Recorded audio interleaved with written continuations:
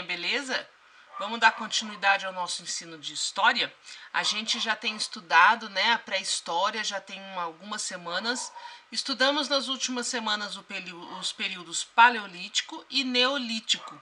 Nós passamos pelas etapas onde o ser humano passa de seres nômades a seres sedentários, com moradia fixa, né? A gente acompanhou aí o desenvolvimento da agricultura, domesticação de animais. E agora a gente vai entrar numa nova idade, uma nova etapa da evolução do homem, tá? Da evolução do ser humano, que é a idade dos metais, tá bom? Então, acompanha comigo. Olha só.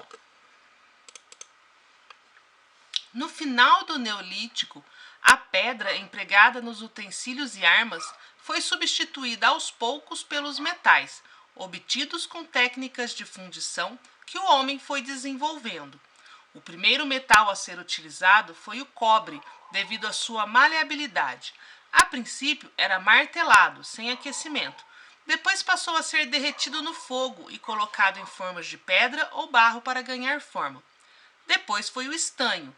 Da mistura dos dois, chegou-se ao bronze, que é um metal mais resistente e, por isso, muito utilizado na fabricação de armas e utensílios para combate, como lanças, escudos e capacetes. Então, nós podemos perceber que a idade dos metais pode ser dividida, né, em 3 etapas. Primeiro, a idade do cobre, que foi o primeiro metal a ser utilizado. Fabricava-se armas, utensílios e ferramentas. Depois passamos para a idade do bronze, que é uma liga metálica formada pela junção do cobre com o estanho. E aí a gente fabricava, né, materiais para agricultura, domesticação de animais.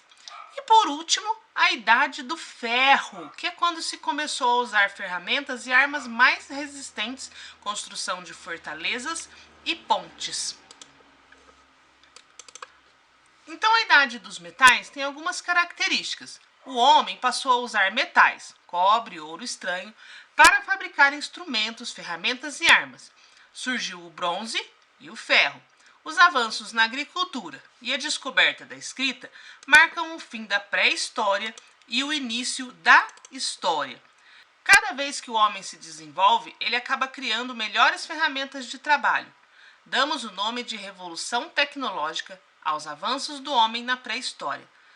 Aí vocês podem acompanhar, né, a imagem, a pedra lascada, a pedra polida e os instrumentos que eles fabricavam. A utilização do fogo deu possibilidade ao homem de fabricar ferramentas com metais. Os primeiros metais, como nós já vimos, foram o cobre e o estanho, que deram origem ao bronze.